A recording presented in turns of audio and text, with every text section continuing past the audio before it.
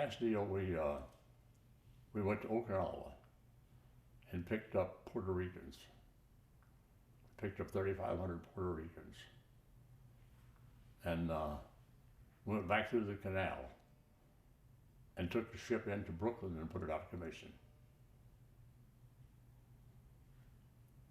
Just like that? Yeah. Mm-hmm. We put it out of commission in, well, I guess it was last of March. We pulled into, we got to New York on the 3rd of March, yeah, and we decommissioned it on the 29th of March. We gave it over to the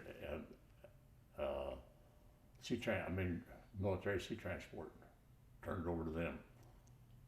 What was that like? I mean, this was your home for almost 2 years. It was great. I hated it. I mean, the water knocked me, you know. It was great to get off that song kind of thing. The new chief engineer we had, he came to me and he said, Key, he said, I want you to go with me. I said, where are you going? He said, I'm going to be Admiral Byrd's engineer going to the South Pole.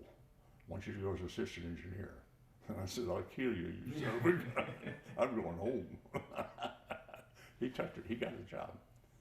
But that was our last deal. We put it out of commission. I sailed it. I put it in commission and put it out of commission. Wow. Yeah. And then after it was out of commission, you went back home. Well, I had a 30-day leave coming, and was a little more to the story than that. But they don't need to know that. No, but if you, yeah, please. I was supposed to stay on the ship for 30 days and turn it over to MSTS with a crew, and my orders came in written in the paragraph, or I wanted to get off. We were going to be on a dead ship with no money out in Brooklyn Navy Yard. And I said, that's, and nobody read the paragraph where Key was supposed to stay aboard. So they gave me orders to report to the naval naval station in New York. You know, and I went up there and handed him my orders. And the guy said, this is Key. I said, yeah. He said, what are your orders? I said, sir, I'm in the Navy. The order says report to you. And your orders are to give me 30 days leave. Because I've been a SEAL for a year. He said, you're right. And he wrote out to me. I started to walk out and I said, now tell me the truth.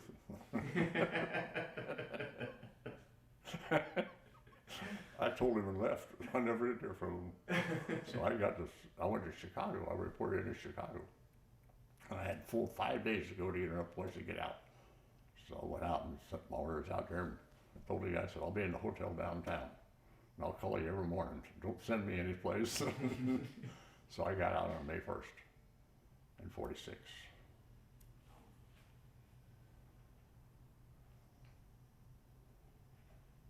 Now that you're out, what was next? What was the next adventure? What was the next journey?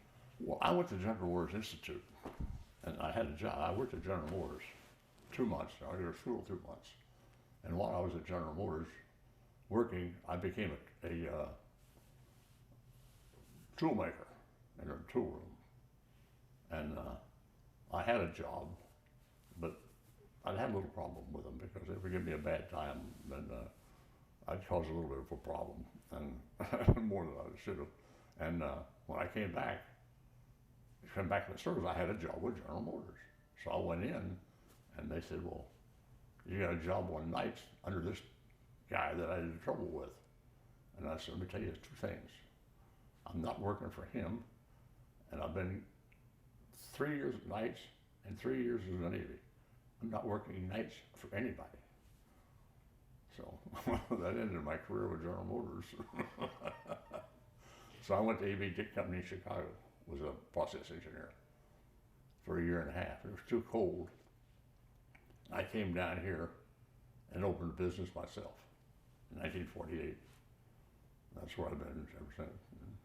What was the business? Huh? What was the business? Electrical business. Electrical business. Electrical repair business, yeah. And then I bought out a supply business. So then the oil field business was a much better business than the marine business because the unions were giving me a bad time. So I strictly oil field. And we used to design and build the electrical end of the drilling rig. Really? Yeah, yeah. And I also had a supply company, which was better. We supplied, parts, just wire and everything like that too. That was my business until I sold out in 1969.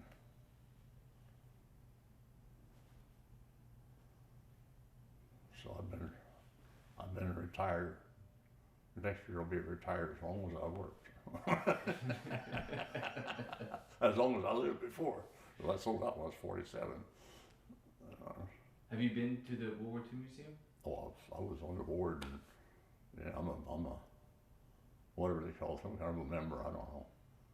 I've been a member there all the time down there. Yeah.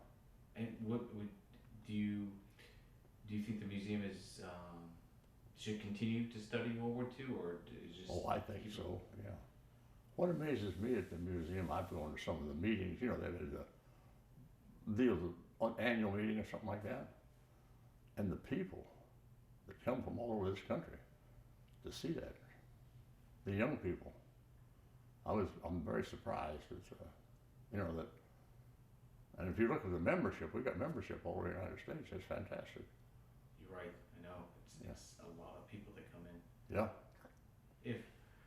If somebody 10 years from now, all of a sudden just they're really captivated, they want to hear your story, what would you tell them of your experiences during the war and during growing up at that time and how it impacted you? What would you tell them?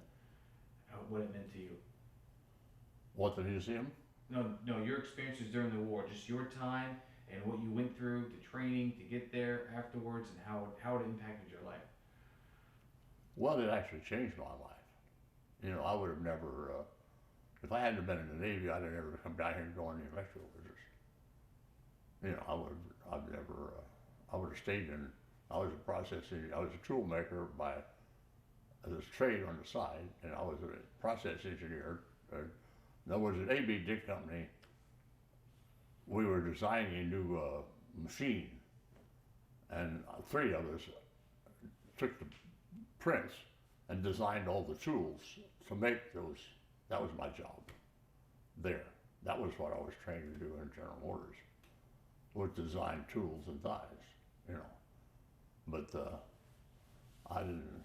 Working for somebody else was never going to make any money. It wasn't going to work. And I sailed with a guy down here, so we came down here and started this business down here. But I would have never done that if I hadn't been in the Navy. And it just changed my whole life. I would never mess with something like that. I would have stayed up there, and I probably still, if it hadn't been that, I would still been in General Motors probably, or retired from General Motors. But no, it's the Navy changed the experience in the Navy. We were kids. What the hell? I mean, I went in, I was 21 years old. I was only 24 when they got out. So we were just kids running those damn ships, standing at a senior watch and running 5,000 horsepower of motors and a city. I mean, you were running a city. Excuse me. Okay. No, I think the museum I've been down there. In fact, I was on the committee that renamed it to World War II Museum. Really? Yes. I was on that committee. I haven't been active in it in the last several years, but I've been. When I first starting out, was on the committee down there. They've done a fantastic job what they've done down there. You're absolutely, Ed, you're right. Fantastic job compared to starting what we started out with. Of course, they started out as a D-Day museum. In 2000, yeah. Yeah. What would your, do you have anything left? So far, your stories have been great. Do you have anything else you wanted to talk about at all? Well, it's just amazing it's amazing to see, like you were saying, at the scope of when you get out to Ulithe, just how big the scope, how big an operation that we were running to have 1,000 ships sitting out there in the South Pacific. That's just flat amazing. And of course, what they did while we were there and had troops there before we transferred them off to the other ships, well, they had to load these other ships. So we furnished the labor for, in other words, every ship would say we need a 50-man working party or to load ammunition or something like that. Well, while we laid there, we furnished all this working parties. All those guys worked while they're out there loading ships. And then they transferred them off to the ships, and then we come back and got some more.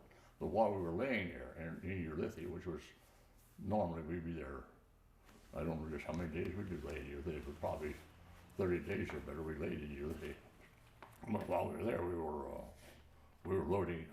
Our crew was doing all the loading on the ships, from other ships to ships. And, that's a big job.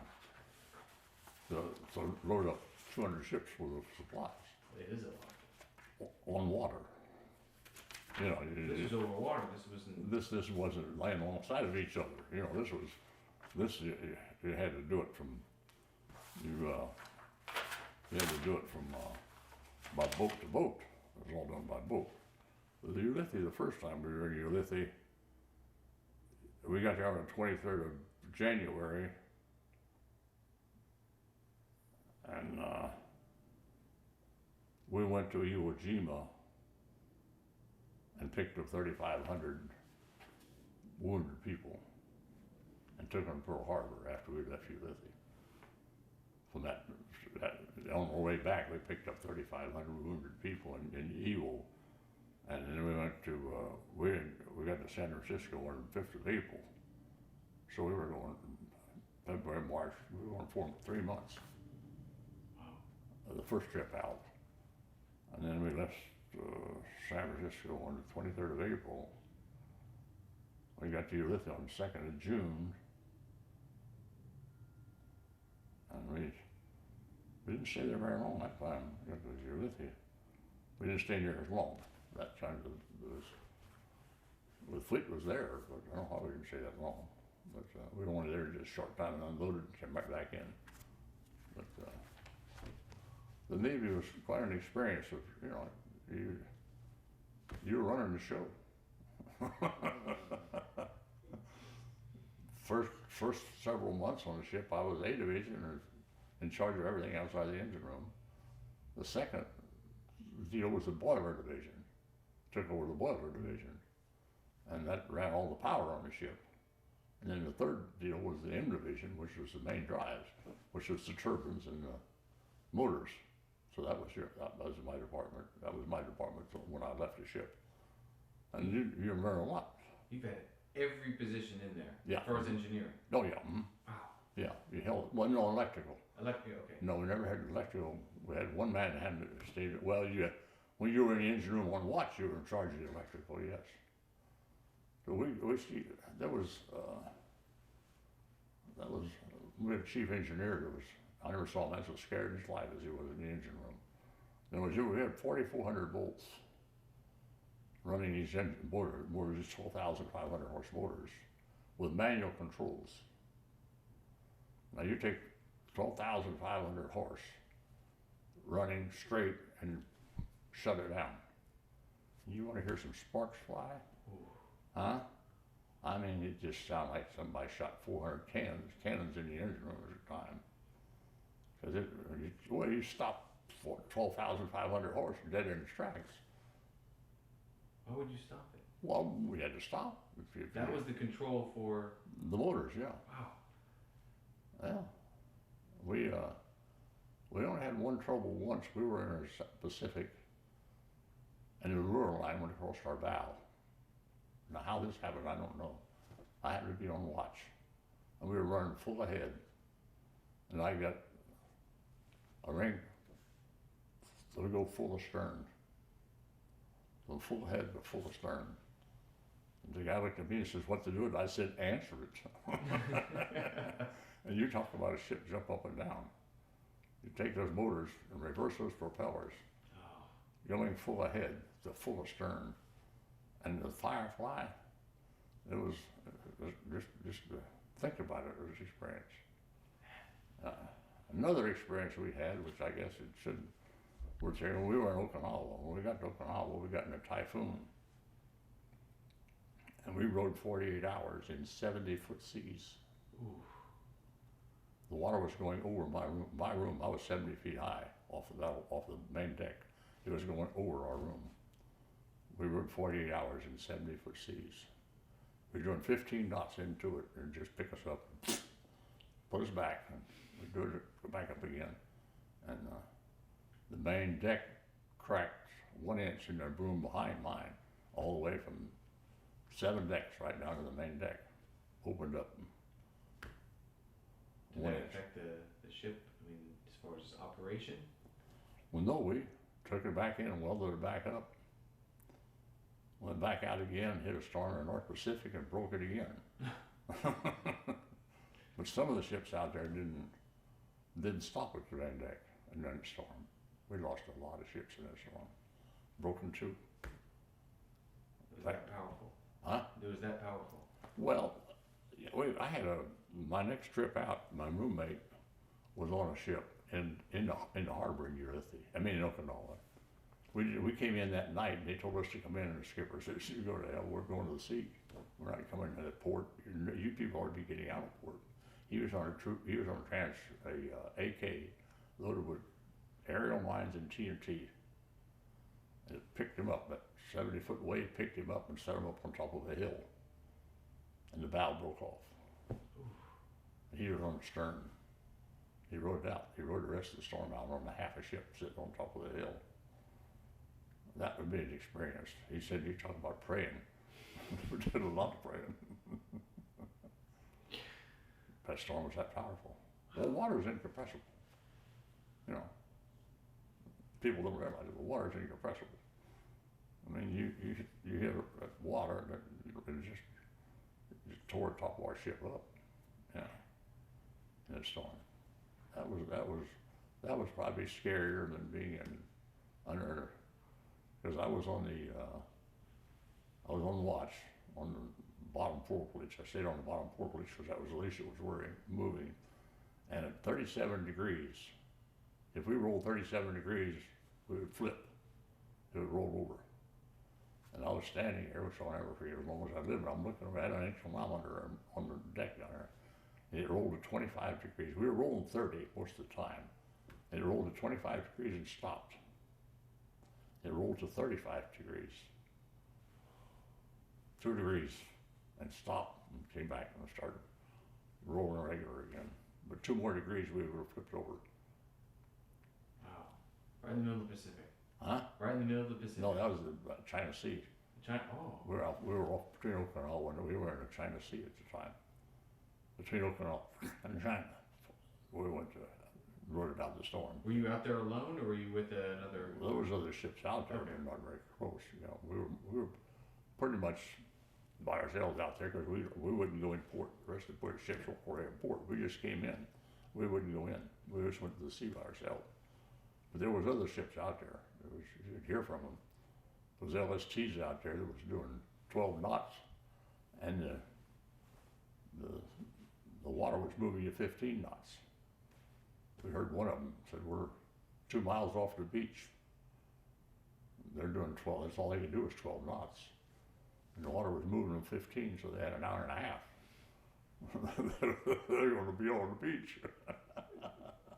So we lost a lot of ships out there in the storm. Yeah. But that was really a rough 2 days. I can imagine. Huh? I can imagine. Yeah, but otherwise we lived like kings, you know, as far as living is concerned. Just putting up with other people, tell you what to do, that was the problem. That wasn't my nature. So I couldn't stay in the Navy, it had me court-martialed. I I mean, just in 2 years, you get to see half the world pretty much. I mean, you went from France all the way to Okinawa, That's halfway around. and then just like that, turn your ship in. That's it. That's You it. go back. Wow. Well, but no, I went in the Navy to make it a career, but as soon as I got in the Navy, I know what my career was. Get out. I don't like water. Water, I was sick a lot of times. I seasick. I get seasick. Did you know that when you enlisted, though? Yeah, that's better than sleeping in the dirt. That is true. Yeah, it's better than sleeping in the dirt. You had a place to sleep, clean, there's a clean bed to sleep in. I didn't know I would get that sick sometimes, but during the storm I never got sick. I'm just scared to get sick, I guess. I don't know. But it was a very fantastic experience in the Navy. I think it was it's a lot of learning. You had to learn a lot of stuff in a hurry to come out of a farm in Indiana, and next thing you know, you're running the city, and that's what it was. And there's a lot of cities aren't 5,000 people. No. You had to develop all the power, all the water, and run everything on there. That's what you were doing when you were on watch. You were running the whole show. You learned a lot in a hurry. And I was the only two of us on there that had any mechanical experience. I worked on cars since I was a kid, and the assistant engineer. The other two engineering officers, they didn't know what a wrench was. So anything wouldn't matter of that ship. Two of us had to fix it. With what you had, with the tools that you had at that moment. Yeah. Which goes back to the torch and why you needed that torch. We needed a torch, yeah, but the other thing, like, would